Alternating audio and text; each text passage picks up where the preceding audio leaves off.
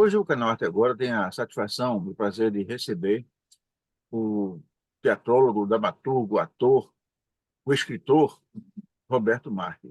Roberto Marques é um paulista, um homem que tem uma contribuição enorme à cultura brasileira e recebeu a, a luz divina de fazer grandes coisas e hoje vai compartilhar conosco um pouco da sua experiência. Roberto Marques, vamos começar essa conversa com uma pergunta que eu faço a todos os nossos convidados. Essa pergunta ela cumpre dois objetivos. O primeiro objetivo é contextualizar a presença do convidado neste programa. E neste programa nós vamos conversar sobre esta beleza de livro, que é o Encontro Adiado com Caetana, e ninguém melhor do que você para falar sobre este livro.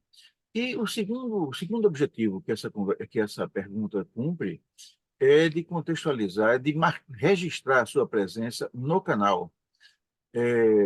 As pessoas imaginam que daqui a 100, 200, 300 anos nós vamos estar vivendo uma outra fase, se é que vai haver mundo ainda, mas seguramente vai aparecer aí um arqueólogo digital, vai cascavinhar lá os arquivos do YouTube e vem encontrar essa nossa conversa.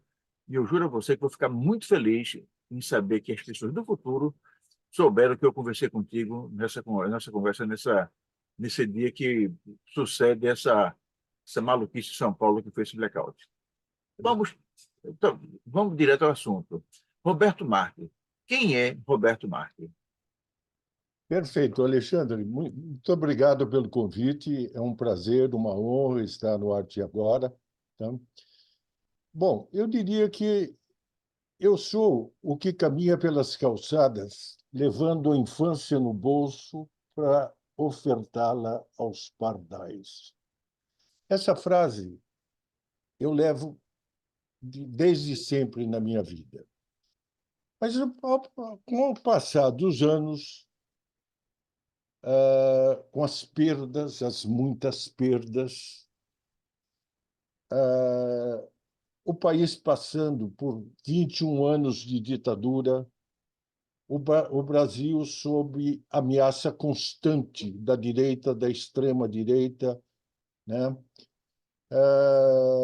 Pandemia e tudo mais, cada vez ficou mais difícil manter essa infância intacta. O desafio é grande nesse sentido. Mas é importante, é fundamental que a infância, a esperança sobreviva. Claro, os pardais já não são tantos, mas a gente continua. A gente continua. Bom, bom, eu sou carioca, nasci no Rio de Janeiro, terra da família dos meus pais, e muito cedo fui para Bauru, terra da cidade da minha mãe, da família da minha mãe, né? E nessa história toda de vida toda, eu, eu, eu queria fazer um comentário sobre uma perda. Eu falei que a perda realmente acaba fazendo de uma forma muito cruel em que as coisas se encaminham de uma forma não exatamente tão feliz. Há um ano atrás, eu perdi a minha companheira, Alice Lee, depois de 54 anos de casado, Alexandre. Então você fica, era uma companheira, uma namorada, era tudo. Estávamos juntos sempre e desde sempre, seja na cultura, no teatro, seja na militância, seja no dia a dia. E eu já havia perdido, inclusive, minha filha há alguns anos atrás, o que é uma coisa absolutamente cruel, né? É aquilo que e a saudade é muito forte, aquilo que o Chico Buarque fala, né? Saudade é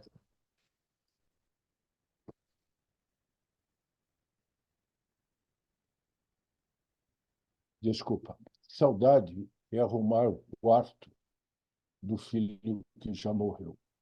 porque é uma inversão total, né, das coisas. A gente tem que ir primeiro para os filhos, porque a dor é muito cruel. Mas quando eu perdi a Alice, o ano passado, eu escrevi uma crônica. E essa crônica terminava com a seguinte frase: Nosso encontro, Caetana, já se faz tardio. Caetana é a metáfora da morte usada por Ariano Suassuna, né, no seu poema Moça Caetana, Moça Sertaneja. E realmente, naquele momento, Alexandre, eu me sentia assim. Mas, ao mesmo tempo, aquilo me incomodava. Na minha história de vida, eu não cabia jogar a toalha e desistir e perder a esperança e perder a infância. E o que me incomodava mais ainda, Alexandre, é que eu não conseguia me lembrar tão fortemente dos quase 50 anos de convivência feliz, companheira, amiga, né? E me lembrava dos últimos anos, né? Dos anos mais complicados, em que ela esteve doente, acabou por falecer. Então, eu me lembrava do tempo em que eu estava cuidando dela, eu fui cuidador dela, né? E que realmente a vida estava muito difícil. E aí, o que eu fiz para tentar resistir, para tentar lembrar de tanto tempo bom, feliz, né? Eu comecei a mexer nas gavetas, fotos, reportagens, lembranças, tá? Para tentar resgatar alguma coisa que não podia ficar perdida. E com isso eu fui voltando no tempo, fui pensando, via uma foto me lembrava uma coisa, um recorte me lembrava uma outra coisa, e eu fui voltando um pouco no tempo, e de repente eu me vi de novo aos 6 anos de idade em Bauru, a lembrança mais antiga que eu tenho, 6 anos de idade em Bauru. Eu ali, aos 6 anos, eu já estava alfabetizado. Minha mãe me alfabetizou. Eu já começava a ler e gostava de ler. Então, Monteiro Lobato, então a, a obra infantil do Monteiro Lobato, Lobato era, era cabeceira, eram os livros de cabeceira em que eu lia, em que eu via, e relia e tudo mais. E aí comecei a me interessar pelo esporte, pelo futebol. E aí veio 16 de julho de 1950. 16 de julho de 1950 foi a final da Copa do Mundo de Futebol realizada aqui no Brasil. O Brasil era franco favorito, tinha o melhor time, a melhor campanha. Um empate era suficiente para que fosse campeão mundial pela primeira vez, né? Jogando contra o Uruguai. Então, já contávamos com o título, né? E, de repente, acontece o Maracanaço, né? Um Maracanaço que marcou muito a minha geração e algumas outras que vieram depois. E eu me lembro que eu, garoto, saí de casa, ah, morava numa casa em Bauru, uma casa que tinha um quintal enorme pela frente, um terreno enorme. Eu, pequenininho, saí, abri o portão, tinha um ferrolho, saí à rua e andei pela cidade até que cheguei ao centro da cidade, onde peguei no sono, adormeci num banco da praça. Minha família desesperada, você deve imaginar. Bom, aí voltamos para casa, tal. No dia seguinte, eu acordei, me lembro, mas eu me lembro tão claramente disso. É engraçado como a memória, de repente, ela nos surpreende, Alexandre. Você lembra de detalhes, de coisas, de sentimentos que você julgava já esquecidos. No dia seguinte, eu ainda estava aturdido, eu ainda tentando entender. Aí pensei em passar na casa do Gasolina. Gasolina era um vizinho meu, eu morava na Genormeira, ele morava na Bandeirantes, e o Gasolina era um jovem jogador de futebol, um craque, tá? Era moleque, ele era um pouquinho mais velho que eu, era mais da idade do meu irmão. E o pai dele era chamava-se Dondinho. Dondinho era o centroavante do Bauru Atlético Clube, né? Era uma referência para mim quando garoto, tal, artilheiro e não sei o quê, tal, tal, tal, tal. Mas aí começou a chuviscar, etc. Eu acabei deixando para lá, tá? Porque eu queria ouvir, tentar entender o que é que tinha acontecido. O Gasolina, mais tarde, se tornou um grande jogador. Não apenas um grande jogador, mas o maior jogador de todos os tempos. Gasolina se tornou famoso como Pelé. Pelé. Pelé. Pelé, é, que saiu embora nascido em Três Corações, ele despontou para o futebol em Bauru, quando levado pelo antigo craque Valdemir de Brito, ele foi levado para o Santos e depois a história de Pelé não há como Roberto, ninguém não conhece. nesse tempo, o Dondinho alguém já chamava ele de Pelé? Ao que me consta, não. Eu me lembro dele como Gasolina. Gasolina, gasolina. Ninguém chamava de Pelé. Gasolina.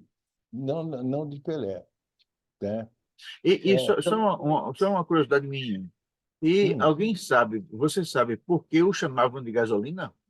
não sei. Não sei, eu tinha 6 anos de idade, Não sei. né? Uhum. Era muito garotinho, muito pequeno e tal, e era o Gasolina e tal, não sei o que, tal, tal. E ele era um pouquinho mais velho também, ele era mais da turma do meu irmão. Meu irmão até jogou um pouco com ele no BAC. Meu irmão era perna de pau, jogava mal, tal, mas, de qualquer forma, teve essa honra de ter jogado ao lado de Pelé. O Pelé, aliás, você vê, é uma geração de craques, né? Dondinho, pai dele, um centroavante que fez época no interior na época. O Pelé tinha um irmão chamado Zoca, que também era muito bom jogador, tá?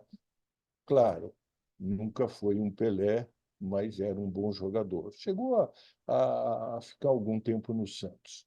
E o filho do Pelé, o Edinho, foi goleiro também do Santos, né? Bom, mas voltando à infância em Bauru, foi uma infância feliz, uma infância em que lia muito, jogava futebol, ia ao cinema. Eu sempre adorei o cinema, sempre gostei, foi minha referência até hoje, tá? Acho que se tem alguma coisa que eu gosto tanto ou mais do que teatro, é o cinema. Cinema foi a referência da minha vida, da minha geração. Então, ali você tinha o jogo de betes, que hoje a moçada nem sabe direito o que seja, etc. Tal. Então, vivi em Bauru feliz até meus 12, 13 anos, quando esse ciclo se encerrou e nós fomos para São Paulo. Em São Paulo, nós fomos morar na esquina quase na esquina da Conselheiro Brotero com a Veiga Filho, em frente ao Hospital Samaritano. Eu me lembro que, quando você entrevistou o Laiolo, ele também morou na Conselheiro Brotero. Aliás, tivemos várias coisas em comum, né? Ah, conforme ele foi relatando na sua entrevista. Então, também foi um período muito feliz, tá? O Brasil acabou campeão mundial em 58, né? Resgatando realmente ou curando um pouco aquela ferida que o Nelson Rodrigues, na época, quando o Brasil perdeu em 50, disse que perdemos porque o Brasil tem complexo de vira-lata. Realmente, Nelson Rodrigues tinha, tinha uma forma de enxergar o mundo que nem sempre eu concordo, embora tenha sido um grande dramaturgo, dos maiores, né? Bom, e ali na Veiga Filho, naquela época, nós jogávamos bola, Alexandre, na rua, numa ladeira, uma ladeira, né? O gol era o portão do Hospital Samaritano.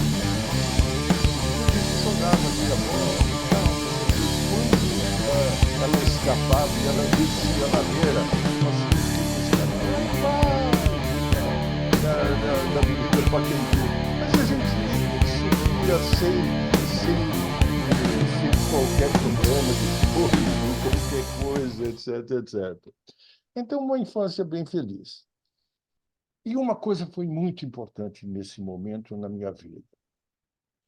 Eu tive um contato mais estreito com uma pessoa que marcou muito a minha vida, meu tio Henrique Reale. Henrique Rosário do Amadeu Reale. Ele era casado com minha tia Diva, né, psicóloga. Tiveram duas filhas e tem duas filhas, a Diva Reale, que é psiquiatra, e a Diva Evelyn, que é pianista. Mas por que ele teve uma influência?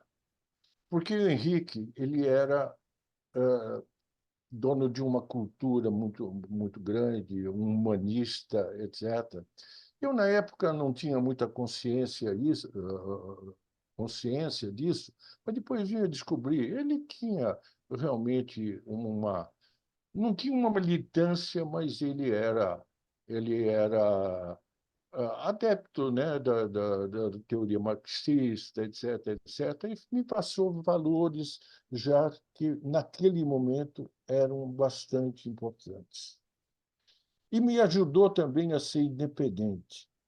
Ele trabalhava no SESI, escrevia os programas radiofônicos do SESI e me levou para trabalhar com 15 anos ali, no Serviço Social da Indústria.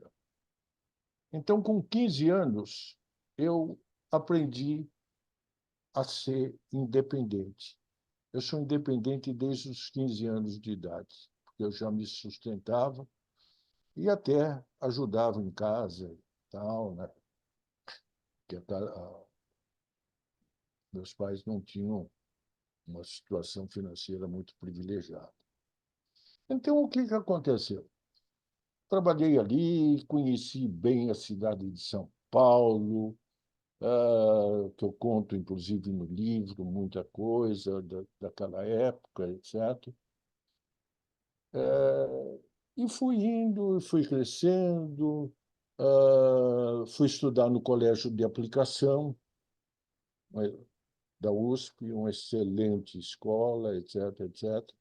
Mas, quando eu comecei a trabalhar, eu precisei passar para o curso noturno.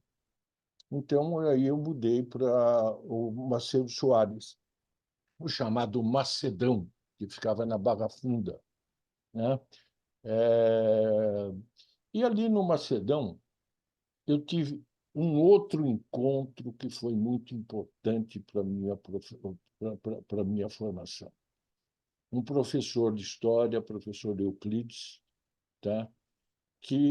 Com quem eu aprendi muita coisa e que acabei, a, a partir dele, eu comecei a minha militância política, né, na política ainda secundarista, etc, etc. Muito bom. O tempo vai passando e um belo dia, eu trabalhava, já ainda continuava trabalhando de dia, estudando à noite. Um belo dia, eu conheci um irmão do meu pai, meu tio, e há muitos anos mudara para os Estados Unidos. Ele era pianista, tocava numa boate famosa na época chamada Copacabana Cha-Cha Band. A banda dele chamava assim. E o Copacabana era essa casa. Ali se apresentava Frank Sinatra, Sammy Davis Jr., Jimmy Durante, todos os grandes da época. E esse tio, depois de muitos anos, veio ao Brasil para rever os irmãos e conhecer a família.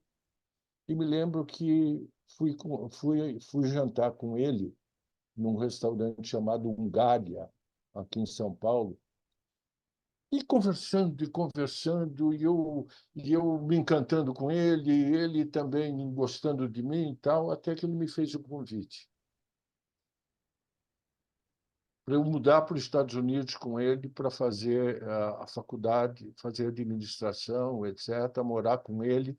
Ele se casou, inclusive, com a crooner da banda dele. E foram muito felizes. Então, tudo certo, eu estava terminando o colegial, tudo certo para, no começo, então, no fim do semestre, eu me mudar.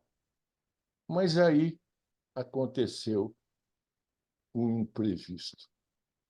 No meu caminho tinha não uma pedra, mas surgiu uma russa loira, de olhos azuis, e foi o meu primeiro amor. E foi tão forte, que eu desisti de ir para os Estados Unidos fazer a faculdade, talvez uma outra, e experimentar uma outra vida, etc, etc. Bom, esse relacionamento foi muito complicado, porque a família não aceitava, aquela coisa de Romeu e Julieta mesmo, entendeu? Romeu e Julieta. Então, ela rompeu o noivado, ficamos juntos e tal, e depois ela voltou, e nessas idas e vindas, etc., até que ela acabou se casando com o antigo noivo, e naquela noite eu tomei um porre num bar chamado Redondo, que ficava em frente ao Teatro de Arena, tá? Uma referência até hoje para quem gosta de teatro, gosta de cultura, etc, etc. Bom, aí eu entro na faculdade como? O único vestibular que estava aberto era o da Faculdade de Direito Mackenzie. Aí eu prestei o vestibular, passei e entrei numa faculdade absolutamente conservadora.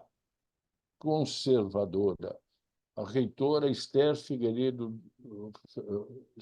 Figueiredo Ferraz, bem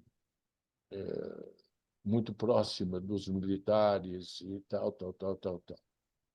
E aí eu começo a fazer a faculdade e logo do início eu vou, porque já estava participando disso, eu fui a um evento, uma concentração, uma reunião no Largo São Francisco, da Faculdade de Direito. E ali, para minha surpresa, encontro um colega de classe meu. E nos reconhecemos, ficamos muito amigos, tá? E mais tarde ele acabou sendo, inclusive, presidente do diretório, Lauro Pacheco de Toledo Ferraz, tá? E nós estávamos ali, então, nessa faculdade conservadora e conseguimos ganhar as eleições para o diretório. Por quê? A direita se dividiu. Existiam dois partidos que se revezavam, né, no comando do diretório. Um era o PAR, cujo comandante era o Marco Polo Del Nero, uma pessoa que depois teve uma passagem como presidente da CBF e, a, e com comportamentos e com, e com práticas realmente absurdas de corrupção, tanto que até hoje ele não pode sair do Brasil, etc. E o outro partido de direita chamava-se PAD, cujo presidente era o Boris Casoy, o jornalista, que também tem um feitio bastante conservador. Eles se dividiram e nós conseguimos ganhar o diretório. Tá? Conseguimos ganhar o diretório e com isso, a gente pôde colocar em prática algumas coisas. Eu jogava basquete, jogava razoavelmente, viu, Alexandre? Jogava até muito bem. Eu não era um craque, mas jogava razoavelmente bem, disputava Campeonato Paulista, etc. E eu passei a, a cuidar da parte de esportes do diretório. E aí resolvemos montar um grupo de teatro. E a nossa referência era o quê? O teatro de arena. O teatro de arena é importantíssimo na minha vida. Depois, talvez, tenha até a oportunidade de comentar o porquê. Então, nós trouxemos um, o pessoal do núcleo 2 do Arena. O núcleo 1 do Arena era Guarnieri, Boal, de Assis, Lima Duarte, esse pessoal. E o núcleo 2 era um grupo mais jovem. Antônio Fagundes, Hamilton Monteiro, uma série de pessoas. E trouxemos o Afonso Gentil, que era o diretor do núcleo 2 do Arena. E ali E aí resolvemos, foi feito um trabalho todo de preparação, e resolvemos montar um espetáculo de um autor russo chamado O Dragão. E foi muito interessante porque a gente não tinha experiência, né? E, de repente, o Gentil trazia para participar, para fazer as dinâmicas com a gente, para participar dos ensaios, o Antônio Fagundes, os atores todos ali, tal, tal, tal, tal, tal. Era a efervescência do teatro universitário. O Tuca havia ganho em Nancy o prêmio com Morte e Vida Severina. Outras montagens universitárias haviam acontecido, né? O Danton de Büchner, montado pela sociologia, etc., etc. E nós fomos lá com o nosso dragão para o Tuca, mais de 400 lugares, e, de repente, a gente lotava todo final de semana. Todo final de semana. Foi interessante, porque eu me lembro que a gente fazia, e eu que fazia isso, a dedicatória do espetáculo e a não dedicatória do espetáculo. Não dedicamos esse espetáculo. Então, é, realmente foi muito interessante. E para reforçar um pouco o time da faculdade, o Gentil acabou trazendo algumas pessoas bem importantes e interessantes. Trouxe o Yakov Hillel, que na época ainda chamava-se Jacó, né? Jacó, ele trabalhou como ator e foi um dos grandes diretores que já tivemos. Ele faleceu há alguns anos, mas ele participou dessa montagem. Participaram também egressos do Núcleo 2 do Arena. do Arena. O Murilo Alvarenga, músico, José de Anchieta, que depois se tornou uma referência dentro do teatro, fez uma parceria muito interessante com o Antunes Filho no Sesc, Romário José, muita gente, etc, etc. Então, foi uma experiência muito importante mesmo, tá? E que despertou, não é despertou, porque eu já gostava muito de teatro, eu já assistia teatro, eu tinha uma parceria com o Teatro de Arena, que tinha uma pessoa chamada Carlão, o Carlão da Vila, que era um sambista, e que ele era secretário do Plínio Marcos, e ele, então, visitava as faculdades para fazer a divulgação do teatro, e fazíamos parcerias, levávamos o grupo e tal. Então, eu já tinha uma proximidade bastante grande com, com, com o próprio Teatro de Arena, né? Bom, aí o que acontece? Fizemos o espetáculo resultou, né? E eu me lembro que quando eu fui preso em Ibiúna, no dia que eu fui solto, eu soube que haveria uma apresentação de O Dragão numa escola. Mas, Roberto, mas você foi preso, você lembra assim a razão dessa Eu já vou prisão? explicar. Não, eu já Ah, vou, sim. já vou explicar até em detalhe, porque aí começa a militância para valer. Mas o que acontece? Ia haver uma apresentação e me avisaram, mas falaram, não, é melhor você não ir e tal, porque você está saindo hoje. Eu falei, não, faço questão de ir. E aí pediram que eu não fizesse a dedicatória do espetáculo, porque, sei lá, perigoso. Meu amigo, mais do que nunca, eu dedico à União Nacional dos Estudantes, não sei o quê.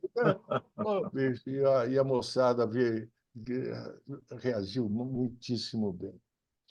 Bom, aí, voltando então ao diretório e ao Mackenzie, né?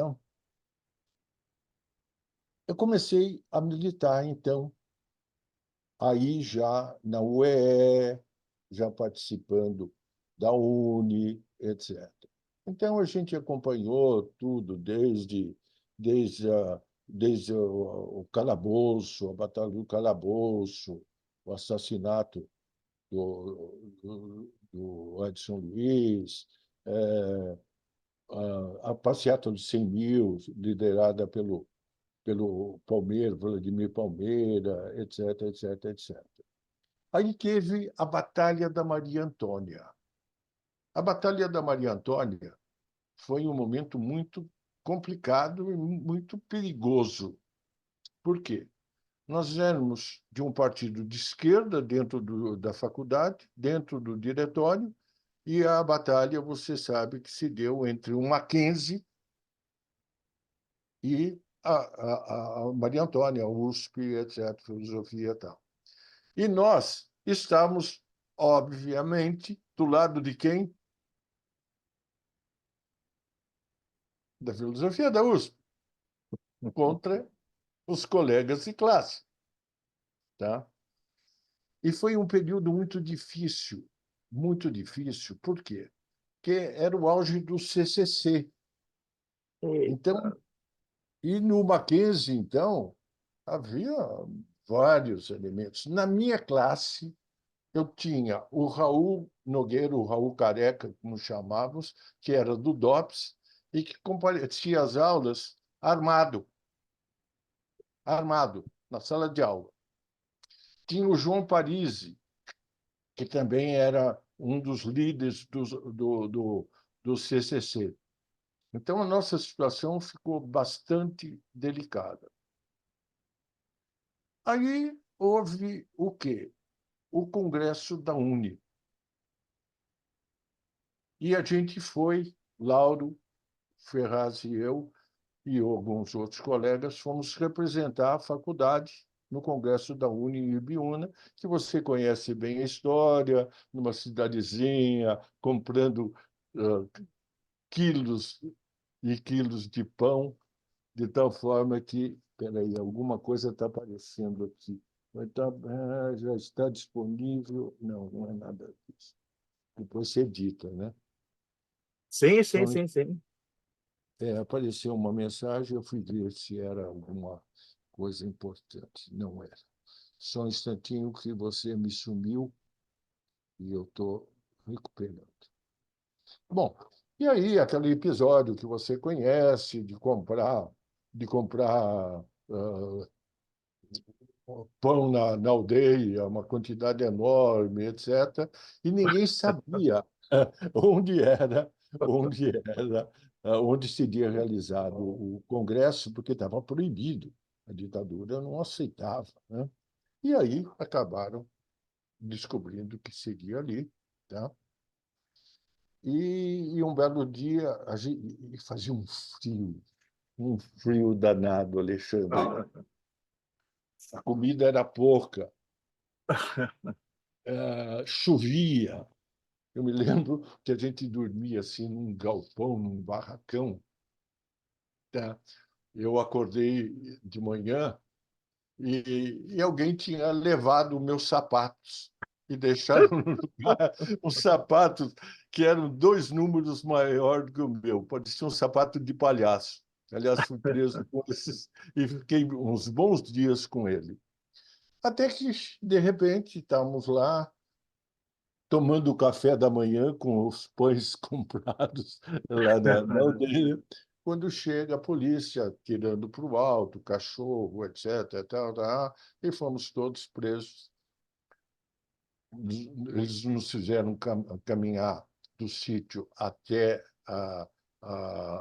o centro da cidade de Biúna, né, da cidadezinha, onde os ônibus já estavam esperando, e num domingo à tarde chegamos, então, ali para o presídio. E o engraçado,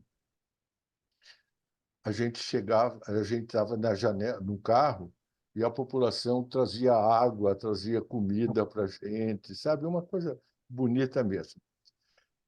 Chegamos no presídio, e aí o que acontece? Eles nos serviam a comida, que era uma lavagem, numas latas de óleo, ainda sujas de óleo, intragável, não dava para comer.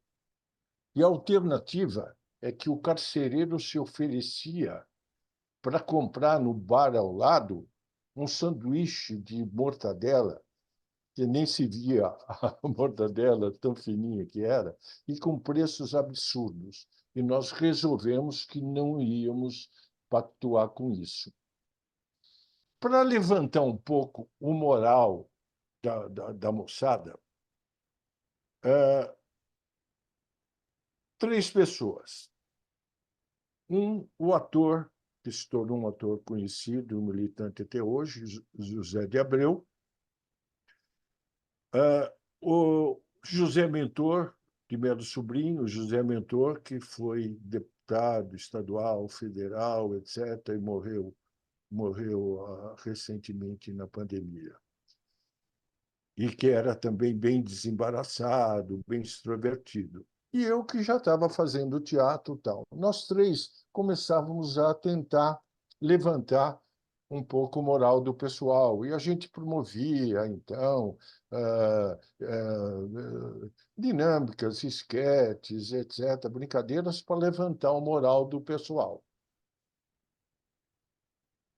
Até e porque nós estamos fazendo greve de fome. Nós resolvemos que não iríamos comer aquela comida e não iríamos ah, acionar o, o carcereiro. carcereiro. O carcereiro. Bom, aí um dia de manhã, a gente já há dias sem comer, chega um cidadão e fala: José de Abreu, não sei o quê, tal, tal, tal, tal. José Mentor, José Roberto, que sou eu, Ana Filho Marques. E a gente, que será? Por favor, me acompanhe. Meu Deus, onde é que vai nos levar? E o cara não falava nada, Alexandre, não falava nada. Seguimos o cara, ele entrou num camburão, e aí a gente se perguntava, vão sumir com a gente, vão nos matar. E rodou. Por favor, você lembra com qual idade você estava? Eu estava com, olha, eu tinha entrado na faculdade, eu devia estar com 22, 23 anos, por Perfeito, aí. perfeito. É. Aí, o que que aconteceu? Ele rodou com aquele camburão e tal, tal, tal, e parou em frente ao DOPS, lá na General Osório. E, de repente, a gente não entendeu nada. Por quê? Porque nós três não éramos ainda a liderança do movimento. Liderança era Zé Dirceu, era Travassos, era antes, era tanta gente. Nós éramos mais novos, éramos mais jovens na militância. E, de repente, chegamos e eles haviam tido o bom senso de separar em duas celas. Uma cela estava o pessoal do Zé Dirceu, mais chegado ao Zé, e a outra, o pessoal mais chegado ao Travassos, que era presidente, que era da AP, etc., MR8 e AP. Tá? E nós fomos, claro, para a cela do Zé Dirceu. E a gente não se encontrava. Eles tiveram esse bom senso de separar, pelo menos, os dois que eram rivais. Né? Não eram inimigos, mas eram rivais. E a gente só se encontrava na hora do sol, que eram alguns minutos. E a gente escutava os gritos, né? Que não eram dos estudantes, mas de outros presos, torturados, etc, etc, etc. E para nós, que estávamos em greve de fome, sem comer alguns dias, de repente a gente chega numa cela em que tinha a militância mandava para a liderança, tinha todos os tipos de pães, de frutas, de frios, etc. Então nós ficávamos, comíamos e discutíamos política, né? E, claro, o pano de fundo eram os gritos de incerteza, insegurança, etc, etc, etc. Bom, ah, você conhece bem a história, você sabe de algum. Fomos soltos uma boa parte, os líderes maiores ficaram presos, depois foram trocados, né, naquela época do embaixador, etc, etc, etc. Então saímos e estávamos em curso na Lei de Segurança Nacional. Então, todo mês tinha que comparecer ali na auditoria militar, na Brigadeiro Luiz Antônio, etc, etc. Bom, mas havíamos começado com essa coisa de teatro, de fazer teatro político, etc. E o teatro sempre, a partir de então, caminhou junto na minha vida com a militância política. Sempre, sempre. Né? Quando acabou a temporada do Dragão, eu, eu queria continuar, eu queria mais. E Sim, aí mas peraí, mas só então você tinha sido liberado lá do DOPS com a obrigação de se apresentar periodicamente, e aí isso, você retomou então a sua carreira de ator. isso, exatamente, exatamente. Eu prestei vestibular, o exame para a Escola de Arte Dramática, fui aprovado e acabei fazendo o curso, sou formado em arte dramática pela USP, né?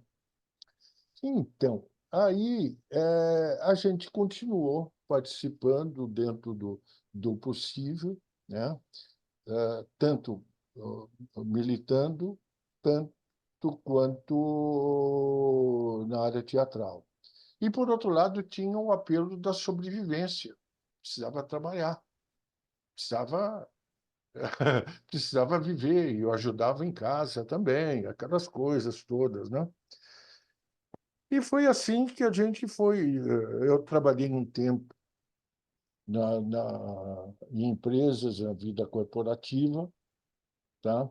Sentindo muita falta do teatro, mas continuando sempre a militar, né?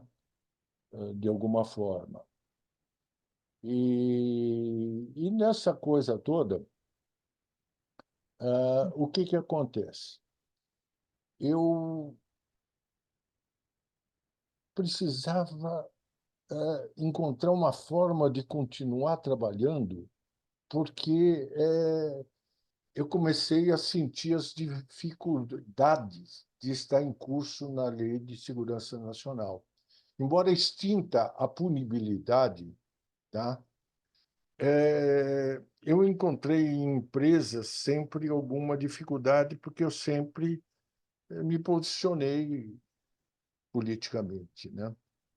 E, no caso, eu trabalhava na Olivetti, tinha feito uma carreira bem interessante na Olivetti, tinha sido promovido, estava como gerente de uma filial, etc, etc. E, quando eu fui preso, eu não fui demitido. Por quê? Porque o diretor de recursos humanos, na época, Relações Industriais, ainda que se chamava, ele era um democrata. E ele não permitiu que eu fosse demitido. Fui até promovido, Eita, depois de algum tempo, e assumi essa gerência. Só que aí começaram os problemas. O diretor regional, ele era um italiano de uma família fascista da Itália.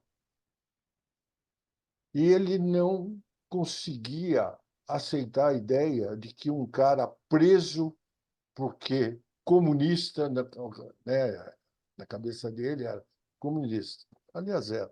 Mas, de qualquer forma, ele, e muito jovem, eu era o gerente mais novo, com menos tempo de casa. Então, ele dificultou ao máximo, tornou a minha permanência impossível, de tal forma que eu acabei tendo que me demitir. E ele me acusou de ter levado pessoas comunistas para lá. Uma das pessoas que eu levei, amigo mesmo, parceiro, tal, ele realmente foi morto pela ditadura. Ele participou do sequestro do avião, em 69, foi para Cuba, ficou desaparecido. Em 71 foi dado como morto, tá? O Antônio Mentor, irmão do Zé Mentor, que também foi deputado e faleceu esse ano passado, foi um amigo também de vida inteira, eu tinha levado para trabalhar lá também comigo. Então, isso só fazia agravar o problema de relacionamento com esse senhor Aldo Leonel. Acabei até saindo dali, etc, etc, etc. Né? E aí fui progredindo, continuei a minha vida sempre procurando o sustento da família, tá? Por outro lado, permanecer no teatro e, por outro lado, continuar também na própria militância. E tive parceiros, sócios, figuras muito importantes da minha vida. Montei uma empresa com ator, um jovem ator negro, meu colega também na, na, na IAD, na Escola de Arte Dramática, João Acaiabe. João Acaiabe,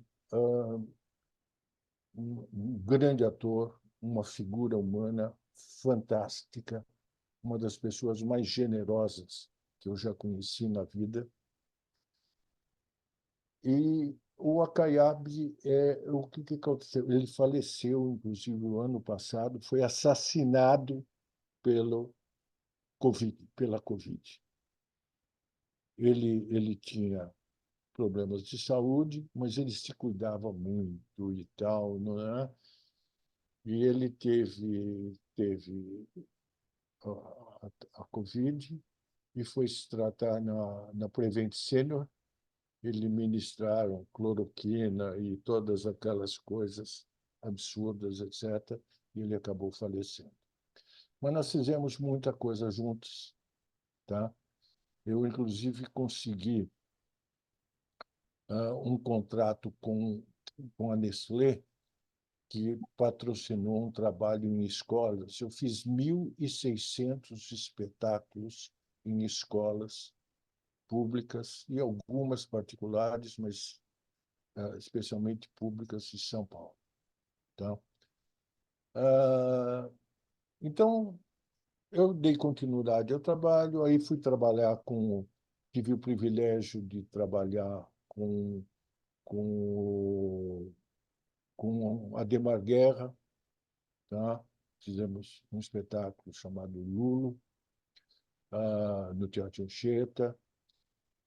Trabalhei com o Guarnieri numa remontagem do Arena contra Tiradentes. Tá? Então, a vida meio que seguia.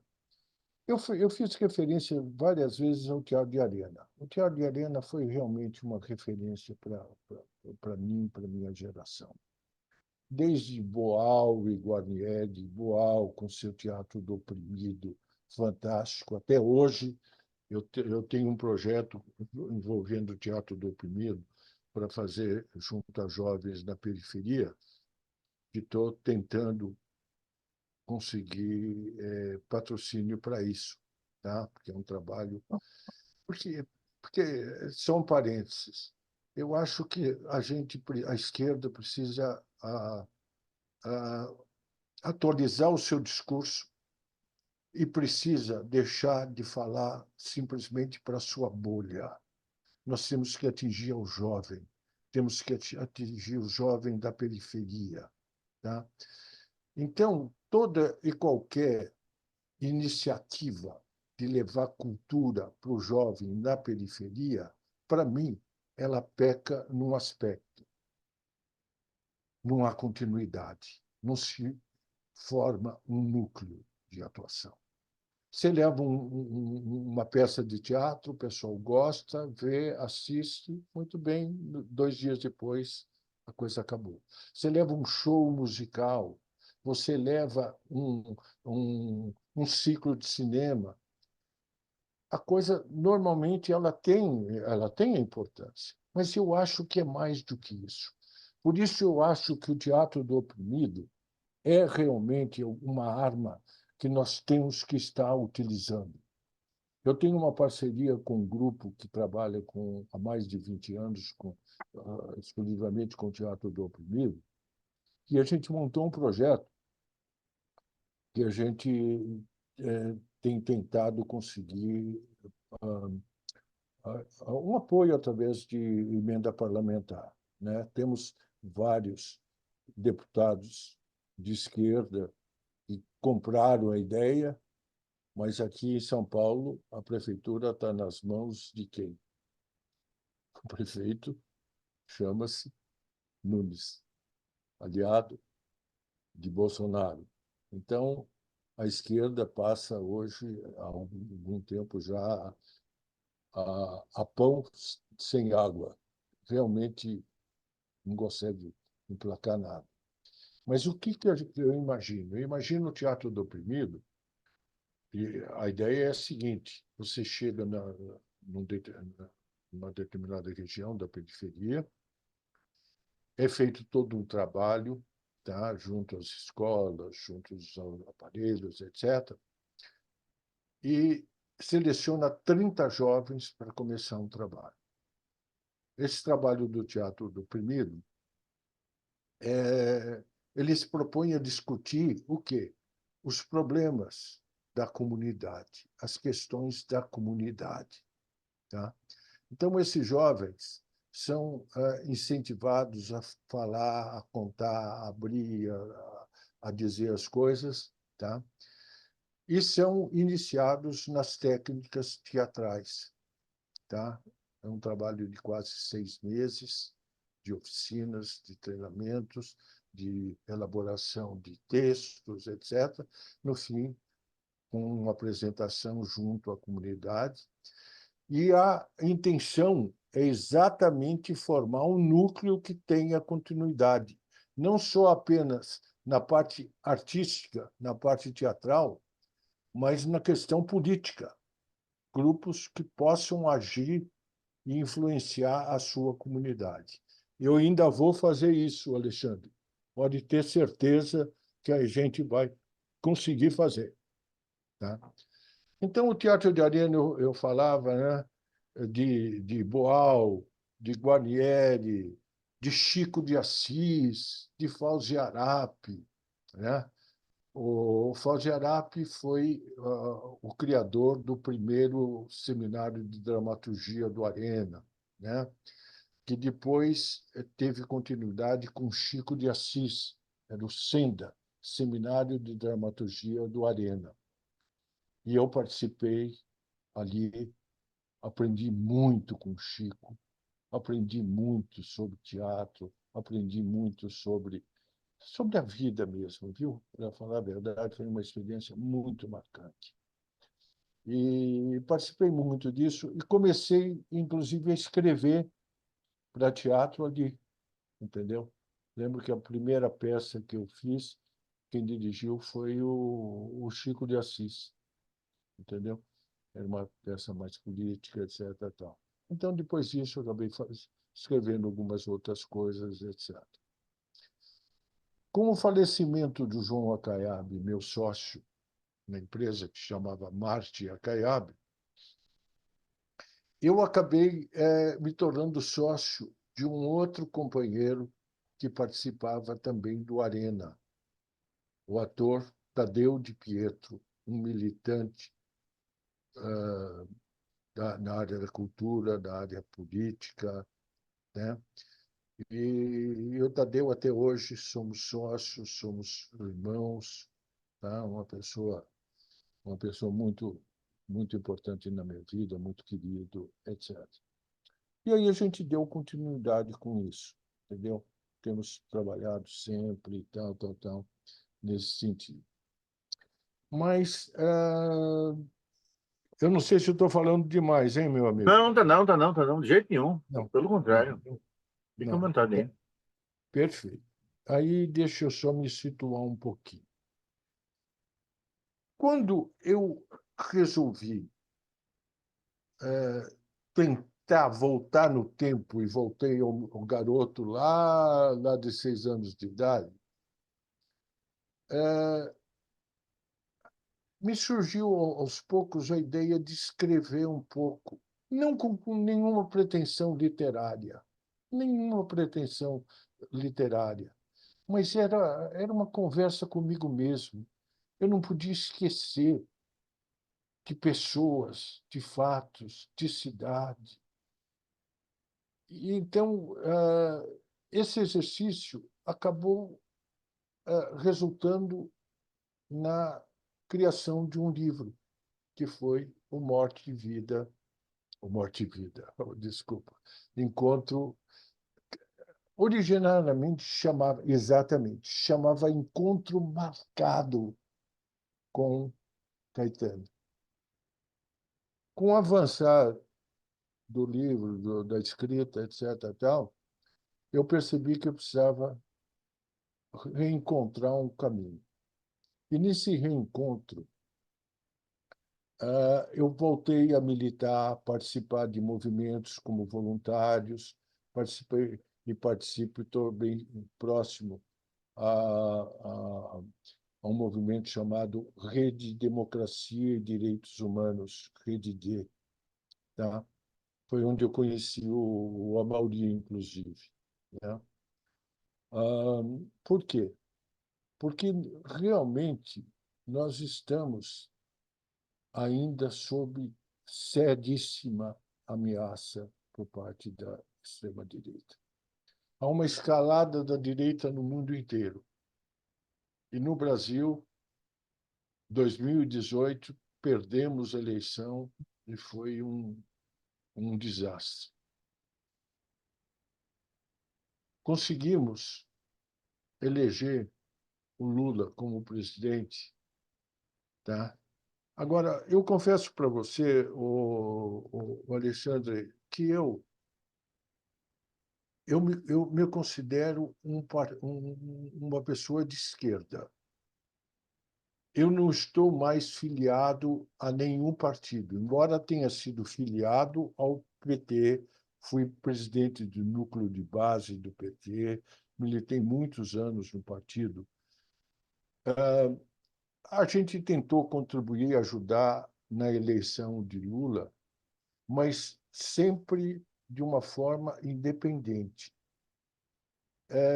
Eu entendo que a gente não pode abrir mão de uma atitude, de uma postura crítica, mesmo ao governo que ajudamos a eleger. Então, tem muitos acertos, com certeza, tá? Mas internamente a gente também tem que ter a crítica, porque existem desacertos, tá? Que precisam ser pensados, que precisam ser corrigidos, né? Aí, por quê? Porque, na realidade, tivemos um 8 de janeiro, uma tentativa de golpe, que por muito pouco a gente não sucumbiu. Um ano depois, nós fizemos uma passeata, uma movimentação na Avenida Paulista, e a gente conseguiu levar o quê? Algumas poucas centenas de pessoas. Alguns dias depois, o famigerado ex-presidente fez uma reunião, um movimento na Paulista e lotou quarteirões e quarteirões de pessoas. Por quê? Porque nós temos que adequar de novo, nós temos que atualizar o nosso discurso, Alexandre. Nós não estamos conseguindo falar nem com o jovem da periferia e nem com o jovem da Faria Lima. A verdade é essa. Tá? Então, temos muito caminho pela frente, muita luta, porque, com certeza, há uma frase do Brecht, uma admiração eterna minha, que diz que a cadela do fascismo está sempre no cio. E está mesmo, e está mesmo. Tá?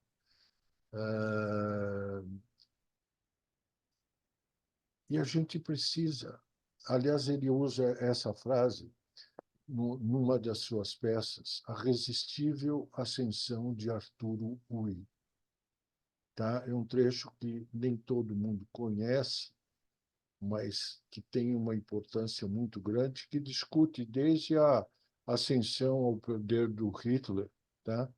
E, na época, para ele, irresistível. Né? Uma série de enganos aconteceram que propiciaram a subida ao poder do Hitler. E eu escrevi, colaborando para um site, também inspirado na irresistível ascensão de Arthur Ui, eu lembrava que também a ascensão de Bolsonaro e da extrema-direita poderia ter sido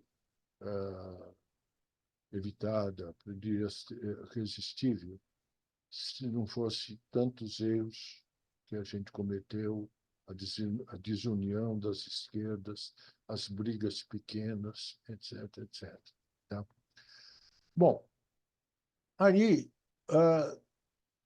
eu vou tentando. De repente, eu tenho uma perda da Alice. Tinha perdido a minha filha e perco a minha companheira Alice. E aí, essa tentativa de Uma voltar. pergunta. Alice, a sua vida junto com Alice começou quando, Roberto? Bom, em 1968, quando nós montamos o Dragão, Lá atrás, né? lá atrás, Alice era caloura e eu era quintonista. E a Perfeito. gente fazia um trabalho, claro, junto aos jovens, junto aos calouros, né? E aí a gente começou a namorar. Começamos a namorar, ela acabou entrando no grupo de teatro nosso. Ela tinha uma fala. Eu me lembro a primeira fala, meu amigo, a primeira fala dela, que ela ficou olhando para mim e ela não deu a única fala que ela tinha, tá? Mas a Alice era uma pessoa fantástica. Alice era muito melhor atriz do que eu. Alice, qualquer coisa que fizesse, ela fazia muito bem.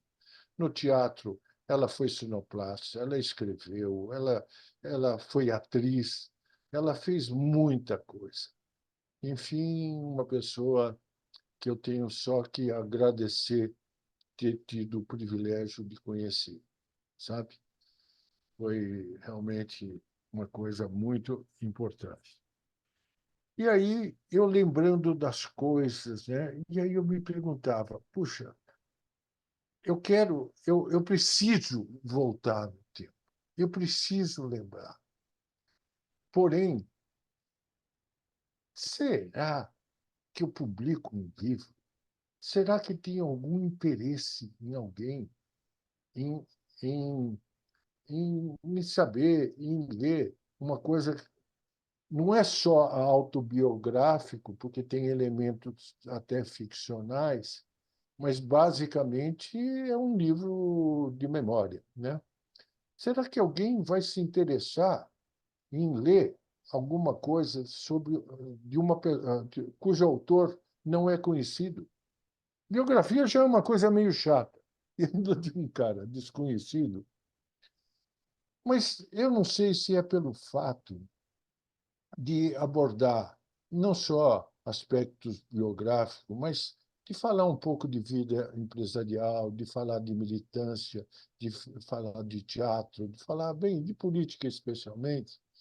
O fato é que em 2 semanas ele se esgotou. Para dizer que não, eu tenho 2 livros aqui, um fechado e um outro aberto, que a gente consulta com frequência. Foi realmente muito bem recebido, porque eu tive uma sorte de encontrar um parceiro, um poeta, um artista plástico chamado Renato Gonda, que é responsável por uma editora, o Embu das Artes, tá? E que acabou fazendo um trabalho de arte no livro. Quer dizer, o livro pode não ser grande coisa, mas todo mundo acha bonito, né? Por quê? Tem uma capa bonita, tem as fotos, ele conseguiu fazer um tratamento para recuperar, o layout está interessante, etc, etc. Bom, e o Renato foi esse parceiro que acabei encontrando pelo caminho. A vida inteira a gente esteve próximo, porém não nos conhecíamos. Veja só como a vida acontece. Eu agora estou com várias outras coisas aí discutindo com ele. Eu estou com um livro pronto de poesias da minha filha, tá? A concepção e a organização é minha, os títulos, etc, etc, tá? Estou preparando, esse ainda não está pronto, um livro de poesias da minha mãe, tá? Que também era poeta, tá? Então estou aí às voltas com livros e livros de poesia. Quer dizer, então que a sua veia artística ela tem um DNA pregresso. A sua mãe também é. Tem a minha mãe sempre escreveu muito bem, sempre ela foi professora de piano, entendeu? Você tinha falado. Uhum. Quer dizer, então que. E seguramente antes de sua mãe e seu pai também aconteceu outros casos de arte na família, né? Meu tio era pianista, né? Você Meu tio, falou. eu contei que ele era Sim, pianista. agora uma pergunta talvez um tanto indiscreta. Você falou que não foi aos Estados Unidos num caso de grande amor que o prendeu no Brasil. E depois esse caso de amor conduziu para um desfecho que não era aquele que você esperava na época. Mas Isso. em algum momento você se arrependeu ou acha que a vida sempre tem um propósito? Não, eu acho que quantas vidas cabem numa vida, né, Alexandre? A vida pode te levar para tantos caminhos. Eu lembro disso com muito carinho, aquele sentimento todo, aquilo tudo que foi vivido, etc, etc, etc. Mas olha, a gente não pode tentar voltar muito no tempo. Eu tentei ter notícias da Helena. ah, Até não muito tempo atrás, e acabei descobrindo que ela é uma pessoa com um pensamento totalmente diferente do meu, pensamento de direita, tá? Então, não estava escrito que deveríamos estar juntos. Enquanto que, de repente, eu tive o privilégio de conhecer a Alice, de aprender com ela, tá? De tentar trocar com ela, que foi realmente uma coisa extremamente importante para na minha vida. Então, não me arrependo, não. Não me arrependo, não. Não, não, mas quando eu falei em arrependimento, era do fato de ir para os Estados Unidos, né? Só arrependimento. Agora, ô Não, não Roberto, me arrependo, não. Não me arrependo, porque eu nem tinha muita consciência política. A minha consciência foi aí, foi através daquele professor que eu comecei a ler alguma coisa mais séria. Foi quando eu comecei a ler Marx, comecei a ler Marcuse, comecei a ler uma série de coisas, porque antes eu lia, tá, mas nada muito profundo, entendeu? Então, os professores são fundamentais na vida de uma pessoa, né, Alexandre? sei, E eu, naquele momento, talvez, se eu tivesse ido para lá, teria sido cooptado por valores que realmente eu rejeito e bastante. perfeito. Mas antes da gente continuar nesses seus projetos imediatos, você já está pensando, isso, o livro da sua, a organização do livro da sua filha, da sua mãe, eu queria que você me comentasse um pouquinho sobre a frase de que toda arte é revolucionária. Existem pessoas que estão convictas de que toda arte é revolucionária, independentemente da vontade do artista, mas a arte em si, ela é sempre revolucionária. Eu queria que você comentasse um pouco sobre isso. Realmente, eu acho que a arte revoluciona, porque a arte ela modifica vidas, ela dá sentido à vida. Quantas vidas ah, passaram a ter sentido no momento em que houve o um encontro com a arte, seja ela o teatro, seja ela a literatura, seja ela a música, seja ela o cinema, etc, etc. É claro que se ela tem um comprometimento ah, com o social, com os direitos humanos, com a democracia, ela passa a ser muito mais importante, muito mais revolucionária. Eu não consigo, isso digo por mim, eu não consigo pensar em uma atividade artística a, a, absolutamente desvinculada de uma preocupação social, sabe? A preocupação social é um compromisso do ser humano. Eu não consigo conceber uma vida sem sem esse olhar para o próximo, olhar para o outro, ter compaixão pelo outro, ter amor pelo outro, ter, sabe? Então, a arte, eu acho que a arte engajada, ela é extremamente importante. Eu acho que, principalmente no teatro, eu acho que nada que eu tenha feito tenha sido distante de um engajamento político, etc. O, o livro, ele não é um livro exatamente político, embora ele também trate e deixe, eu procuro deixar bem claro a minha posição, a forma de ver, de enxergar o mundo, e o que eu sinto que é minha responsabilidade tentar mudar, né? E eu tenho esperança de que a gente consiga. Existe uma frase do Santo Agostinho que eu gosto muito, que ele diz o seguinte, que a esperança é, deixa eu até, para não trair o nosso citado. A esperança tem duas filhas lindas, a indignação e a coragem. A indignação, né, de não aceitar um estado de coisas injusto, uma democracia desigual, não totalitária, que fere profundamente direitos humanos, etc., etc., etc. Então, se você não tem o direito de não se indignar, tá? Se você tem esperança de mudar a sociedade, de contribuir com alguma coisinha, o pouquinho que você possa fazer, tá? E a coragem para poder mudar. E você paga um preço para mudar. Você paga um preço. Eu, profissionalmente, paguei um preço.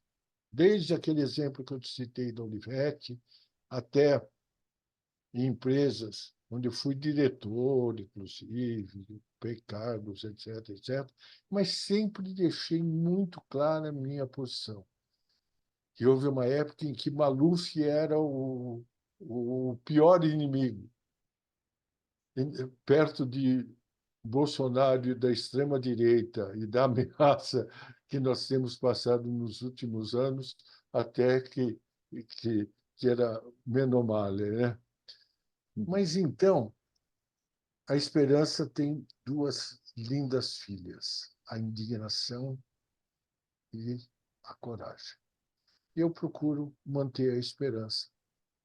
A indignação é natural em mim e a coragem a gente precisa cada vez mais cultivar e tornar parte da vida da gente, né? Então, quando eu escrevo o livro, de repente, eu precisava terminar esse livro com uma mensagem positiva, que a vida continua e que nós somos chamados à luta. E nessa coisa toda, eu coloquei até elementos ficcionais, eu criei uma figura de um alter ego, né? Com quem eu dialogo, que é o Marlo, etc., tal, que que me ajuda a reencontrar um sentido. E aí eu me lembro de uma frase do Gabriel Garcia Marques. Ele diz que a vida não é o que a gente viveu, mas o que a gente se recorda dela e como é que a gente conta essa vida. E é verdade, entendeu?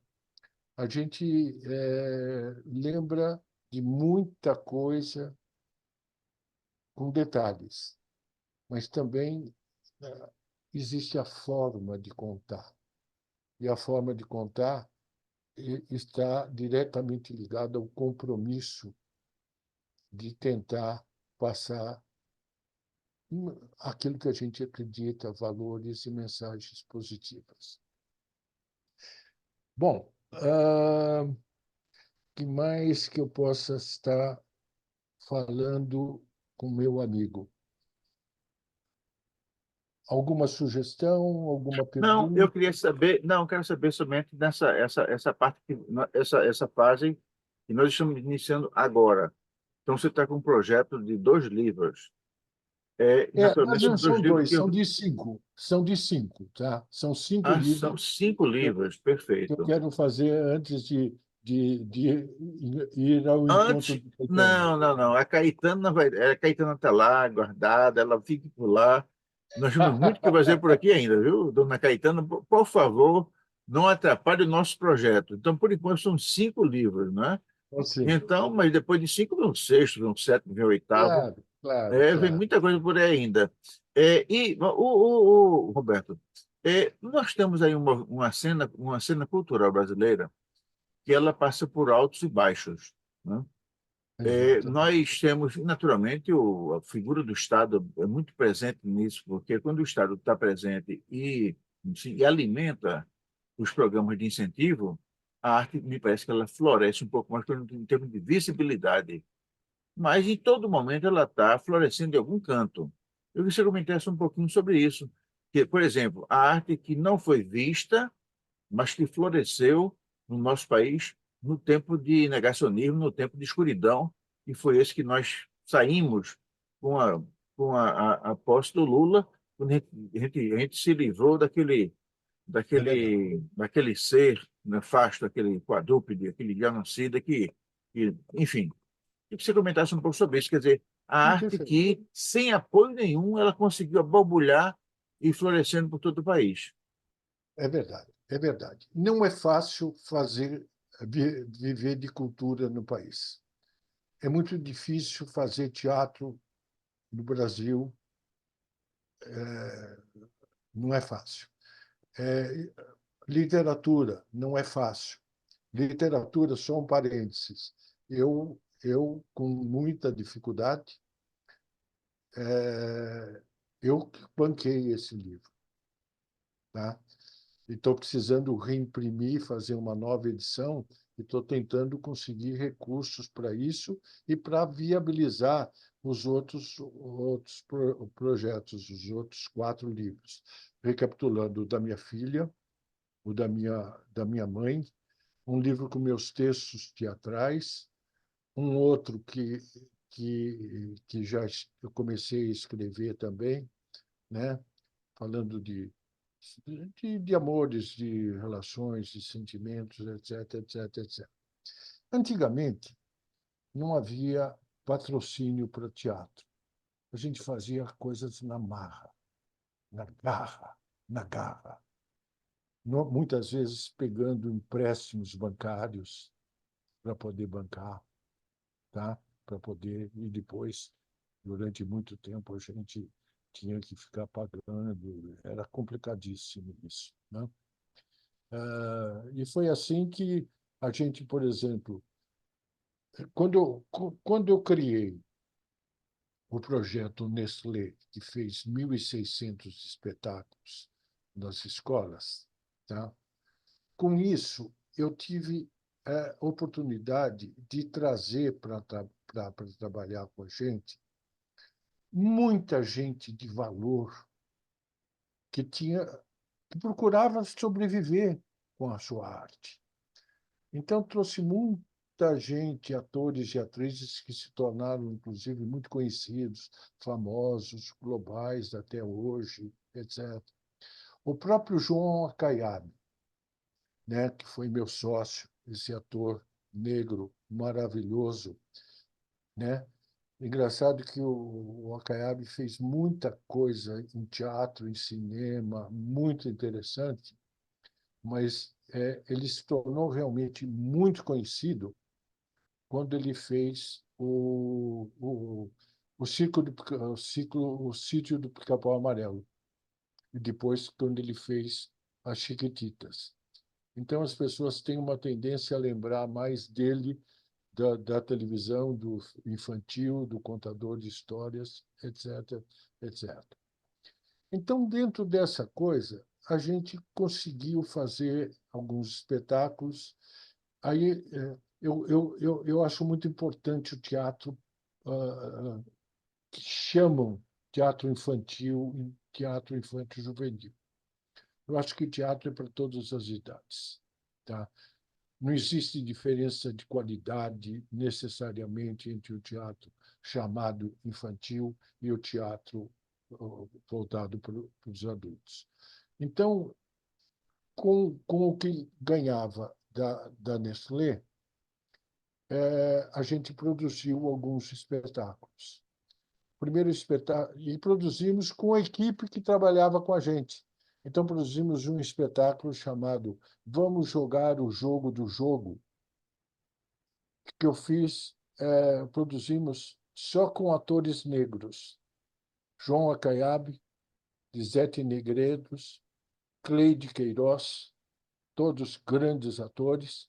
E o quarto ator, que seria Gésio Amadeu, ele não pôde fazer porque ele estava, na época, com um compromisso, fazendo novela, etc, etc. Por isso, o quarto ator não era negro. E foi um espetáculo que não ganhamos dinheiro, não. Aliás, não se ganha dinheiro com teatro, difícil. Mas foi um sucesso de crítica e até de público, porque conseguimos empatar. A Caiabe, e eu tenho dois motivos para me sentir muito orgulhoso em relação a essa figura gigante que é João Acaiabe. Primeiro, ele conseguiu, ele que era professor primário em Rio Grande da Serra, eu me lembro que ele começava às 7 horas da manhã, que ele dava aula. Ele conseguiu viver de teatro e se dedicar totalmente ao teatro através da Nestlé, desse teatro da Nestlé. Primeiro motivo de orgulho. Segundo motivo de orgulho. A última peça que ele fez, o último trabalho, foi com um texto meu e com a direção minha. Época de pandemia,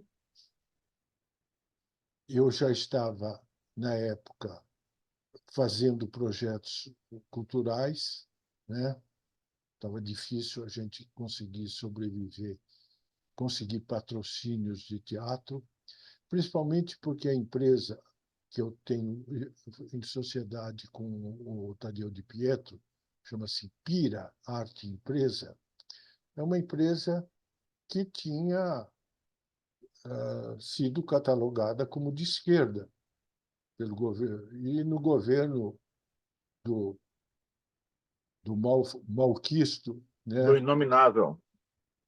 do inominável, exatamente, a gente não conseguiu mais nenhum tipo de patrocínio, entendeu?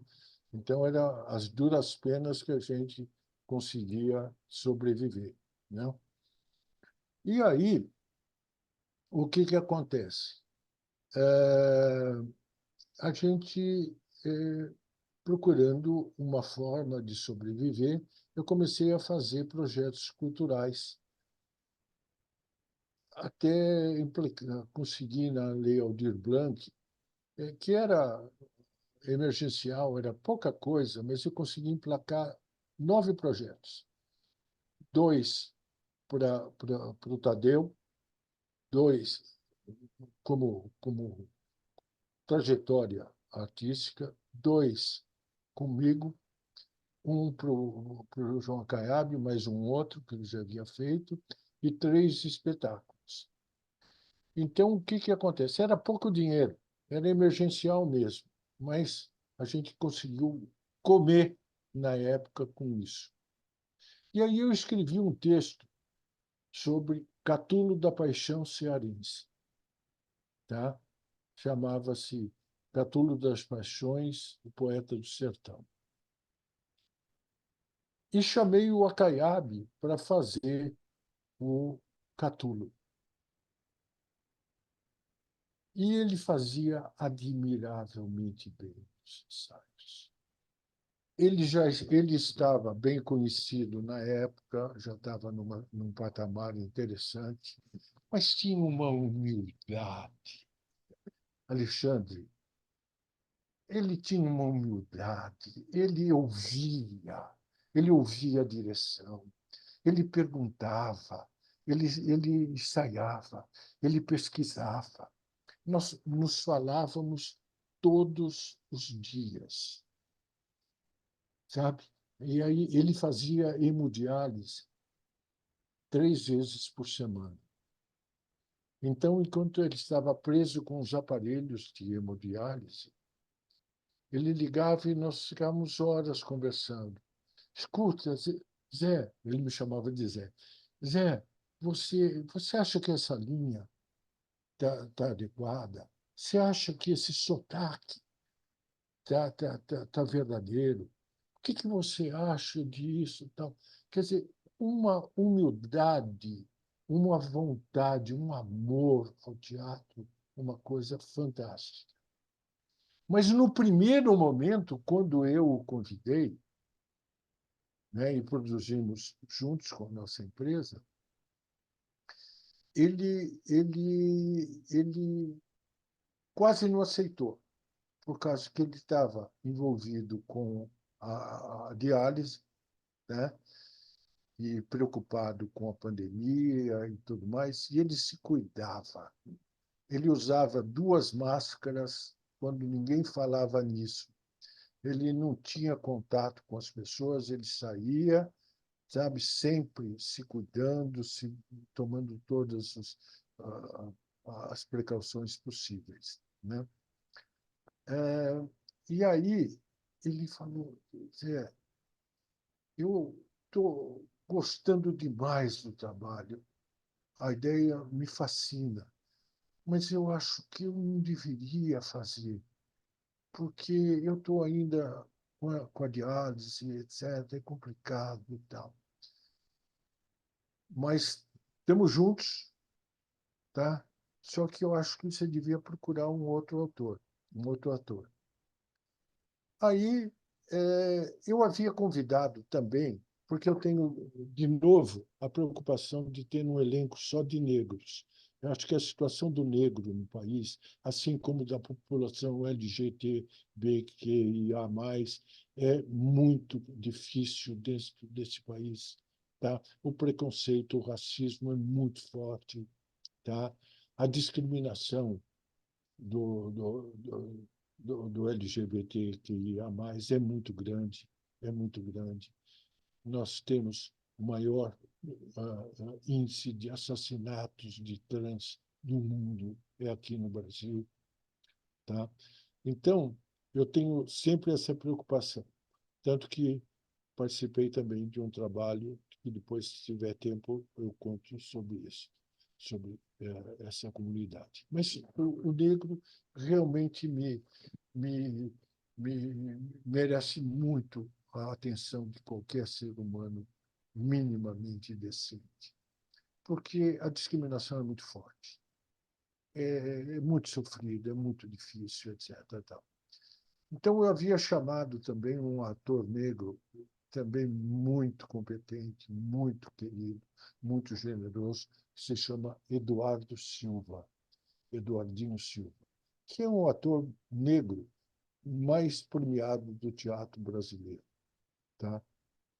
E o Eduardinho, que é ator, é diretor, tá agora temos um projeto em que eu participo também, que ele é produtor, tá? Ele é ele ele é preparador de elencos de teatro, de cinema, tá? É uma figura fantástica. E o Eduardinho iria fazer um dos personagens também. Quando eu contei para o Acaiabe que o Eduardinho tinha topado e iria fazer, o Acaiabe começou a repensar a decisão de não fazer. Por quê? Porque ele ama o Eduardinho e não queria perder a oportunidade de trabalhar também de voltar a trabalhar com o Eduardinho. E aí eu, como autor, fiquei com um dilema: como é que eu faço? Porque havia chamado o Eduardinho para fazer o Catulo no lugar do Wesley. Eu reescrevi o texto totalmente, tá? E ficaram os dois, e mais um músico, mais uma atriz e tal, tal, tal, tal, tal, tal, tal, né? O que eu procurei nesse texto era não só mostrar a obra gigantesca desse poeta, desse músico, Catulo da Paixão Cearense, tão desconhecido. As pessoas conhecem Luar do Sertão só dele, mas conhecem muito pouco da obra dele, dos seus poemas, da sua vida, etc., né? Então, eu pesquisei bastante para isso. E nessa pesquisa, eu descobri ligações que insuspeitas para mim até então e desconhecidas da parte da população. Descobri, por exemplo, a relação dele com Benjamin de Oliveira, o primeiro poeta negro, o primeiro palhaço negro do Brasil, e que merecia ter a sua história contada, tá? Pela sua luta contra o racismo, etc., pela sua persistência, pelo seu talento, pelo seu valor. Então, o Benjamin de Oliveira é personagem. José do Patrocínio, José do Patrocínio, o campeão do abolicionismo. O Patrocínio foi muito próximo de Catulo, tá? Tanto que o Catulo, quando o Patrocínio esteve doente, já, né, no caso da vida, meio que sozinho, o Catulo ia com seus amigos e músicos quase que diariamente visitar José de Patrocínio e contar e mostrava os seus poemas e cantava as suas músicas. Quer dizer, o Patrocínio diz que Catulo foi a cigarra que alegrou o seu ocaso. Ah, que beleza. Bonito, né? Muito bonito. É, aí descobri também a ligação dele com Procópio Ferreira. Ah, o Protopio Ferreira. Eles eram muito amigos. E o Procópio, ele assistia, ele gostava muito de teatro, então assistia às peças todas de Procópio. O Procópio ah, ah, conhecia todos os poemas dele e tal, tanto que foi a primeira pessoa a gravar um poema de Catulo, que era o Marroeiro, tá? O Procópio, inclusive, financiou a publicação do primeiro livro de poesias do Catulo. Então, eu fui trazendo essas pessoas para o espetáculo, entendeu? Descobri a ligação dele com Ortiz Tirado. Ortiz Tirado é um cantor, um tenor e cantor também popular, muito conhecido nas Américas todas, tá? Fez inúmeros sucessos, inclusive um deles chamado Jimmy, muito conhecido aqui no Brasil, etc. E o Ortiz Tirado era um médico, e um médico eh,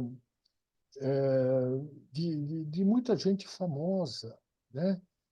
Ah, e, e ele se tornou um amigo próximo de, de Catulo, tanto que gravou algumas composições de Catulo.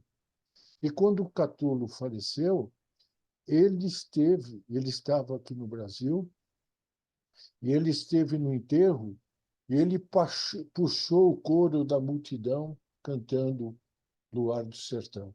Então, eu procurei trazer algumas figuras não exatamente conhecidas. Mas, meu amigo, que desafio dirigir um espetáculo na pandemia. Imagina. A Caiabe na casa dele, Eduardinho na casa dele, o Elton na casa dele, a Estela na outra, o músico. Bom, enfim, amigo, complicadíssimo, dificílimo fazer isso, entendeu? Mas felizmente, claro, não foi. Sempre ficou para mim uma sensação de algo inacabado. Por quê? Porque, na realidade, aquilo não era teatro. Foi apresentado virtualmente. Está no YouTube, inclusive. Foi um audiovisual. Foi uma forma de continuar trabalhando, de continuar comendo e dando condições para que as pessoas comessem. Tá? Tanto é que agora eu acabei de reescrever o Catulo, agora sim, um espetáculo de teatro, aliás, um espetáculo multilinguagem, que soma teatro, cinema, música, tá? E agora, quer Então, dizer, esse já é o sexto projeto, então. é, e esse é, e que eu quero ver se consigo. Consegue Tudo sim. depende de dinheiro para poder patrocinar. Mas vai conseguir. E se naquilo que a gente puder impulsionar, Roberto, o Canorte agora vai procurar ajudar. Bom, infelizmente nós estamos chegando ao final dessa conversa maravilhosa. Oh, Conversar meu, com o Roberto Marta é algo sensacional, porque ele traz. Ele viveu bastante, né? Ele traz uma experiência de vida, uma experiência. E o interessante é que ele faz questão de compartilhar conosco coisas maravilhosas que ele viveu. E a cada momento que a gente conversa, a gente vai descobrindo que existe mais um novo projeto vindo por aí. Então, esse agora do Catulo da Paixão Cearense é o sexto projeto que está vindo por aí e seguramente nós vamos procurar ajudar de alguma forma. Eu falo com você que está em casa, que eventualmente ainda não é inscrito no canal até agora, por favor, se inscreva. Existe uma tecla digital, você clica na tecla, esse gesto simples e gracioso, na realidade significa uma mensagem ao mundo de que nós acreditamos que através da arte, da cultura, da ciência, da tecnologia, do respeito à pessoa humana, de coragem, boa vontade, hein, a gente consegue mudar o mundo e construir um mundo consegue. melhor. O mundo que é bom para todos não vale muito a pena. Vamos ouvir agora as despedidas de Roberto Marti, esse ícone da nossa cultura teatral. Roberto, a palavra é sua. Muito obrigado, Alexandre. Foi um prazer estar dialogando com você, tá? Participando do seu programa, contando um pouco das minhas procuras, de algumas descobertas, tá?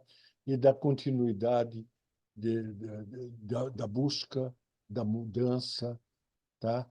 E com a esperança de que vamos ainda assistir, pelo menos, o início de, da criação de uma sociedade mais justa, mais verdadeira, sem discriminação, com respeito aos direitos humanos, né? Então, foi muito bom estar com você.